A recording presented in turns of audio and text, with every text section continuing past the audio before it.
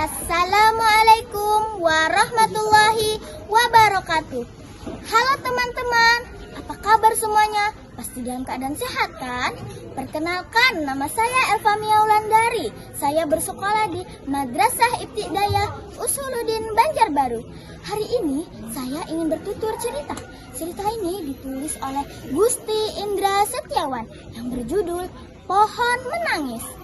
Pada zaman dahulu, tepatnya di Desa Burung di ujung benua, ada seorang perempuan bernama Diang Ijah. Diang Ijah ini memiliki seorang adik perempuan bernama Diang Putri.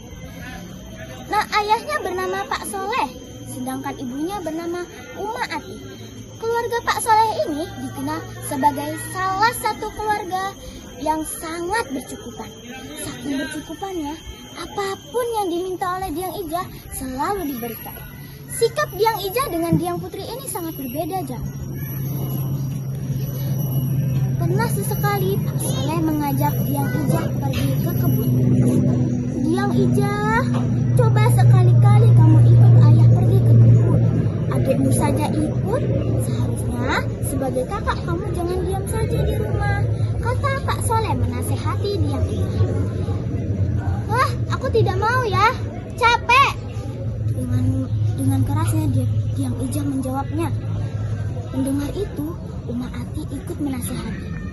Kalau begitu, kamu memasak saja ya Diang Ijah.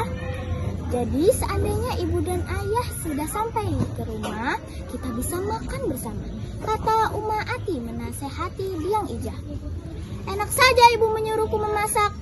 Aku tidak mau memasak. Seandainya ibu dan ayah ingin makan, beli saja di kedai Bibi Inor, kata Diang Ijah dengan muka yang cemburu. Diang Ijah ini kalau berbicara sangatlah kasar, walaupun dengan orang tuanya sendiri loh. Tetapi Uma Ati dan Pak Soleh tetap bersabar. Mereka tidak menganggapinya. Waktu di kebun, tepatnya di samping pondok, Pak Soleh bercerita tentang masalah yang sudah dipendam selama 20 tahun silam. Bu, kenapa ya sikap Diang Ijah ini tidak pernah berubah? Hampir 20 tahun kita merawatnya. Tetap saja sulit rasanya untuk dinasihati, kata Pak Soleh. Uma Ati hanya terdiam dan mengangguk. Dia berusaha mengalihkan pembicaraan. Pak, kalau Bapak kelelahan, jangan dipaksakan. Ingat, usia Bapak sudah tua. Jika Bapak sakit, Ibu dan Bapak tidak bisa bekerja lagi, kata Uma Ati menasihati suaminya. Tak terasa hari mulai sore. Uma Ati sudah bersiap-siap untuk pulang. Dan Diang Putri pun sudah selesai memetik daun ubi untuk makan malam hari. Sesampainya di rumah, Uma Ati memanggil-manggil Diang Ijah. Diang Ijah! Oh, Diang Ijah, buka pintunya. Ibu dan ayah sudah sampai di rumah. Tetapi pintu tidak terbuka. 7 purnama sudah terlewati. Akhirnya Uma Ati pun bergegas membawa Pak Soleh ke tabib lagi. Tabib itu berbisik dengan Uma Ati. Diang Ijah ini merupakan anak hantu Sima, yaitu hantu yang menunggu di hutan larangan. Waktu itu Pak Soleh mengambil Diang Ijah di dekat pohon yang sangat besar.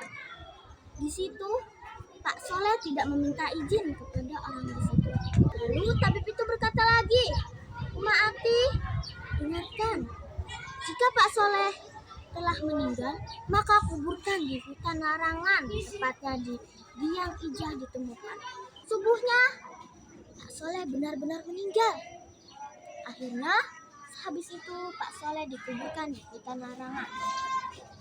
Sehabis Pak Soleh meninggalkan mereka, lalu suatu hari cuaca begitu cepat berubah. Hujan turun sangat deras. Diang Putri dengan Uma Ati bergegas mencari penyembuh. Terdengar pohon besar terjatuh di depan Uma Ati. Berak, ada apa ini? Diang Putri! Diang Putri! Meminta tolong. Uma Ati berteriak, tolong!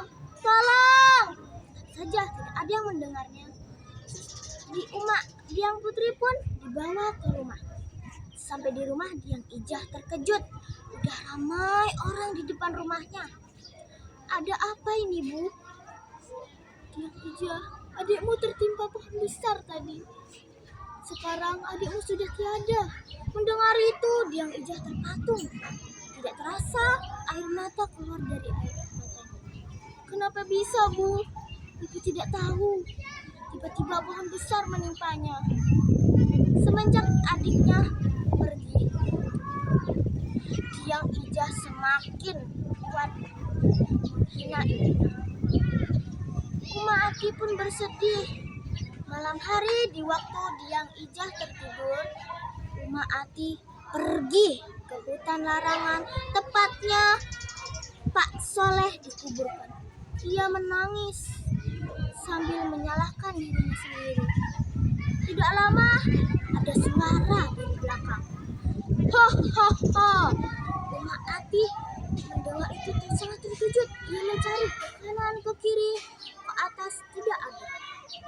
Habis itu dia menengok ke belakang. Alangkah terkejutnya Ati melihat sesosok badan besar. Dia berbulu. Wajahnya sangat menyeramkan. Ati pun berteriak, "Wah, siapa engkau?" Kata Ati. Makhluk itu berbicara, "Jangan takut Ati, aku ingin menolongmu. Ada apa denganmu?" Mendengar itu Ati pun menjelaskan sambil mengeluarkan air mata. "Begitu, wahai penunggu pohon di sini." Baiklah, akhirnya makhluk itu mengeluarkan daun yang sangat besar berwarna emas. Ati, ini daun yang kuberikan untukmu. Daun ini setiap direndam malam Jumat, dia akan mengeluarkan emas dan uang yang sangat banyak. Tetapi ada syaratnya. Menanyakan itu Ati. "Apa syaratnya, wahai makhluk?" Lalu makhluk itu mengatakan, "Jika anakmu Diang Ijah melanggar peraturan ini, maka engkau akan kubawa ke istana alam sebelah." Baiklah, tidak apa-apa terpisah oleh anak itu. Akhirnya Ati pun membawa daun itu pergi ke rumah.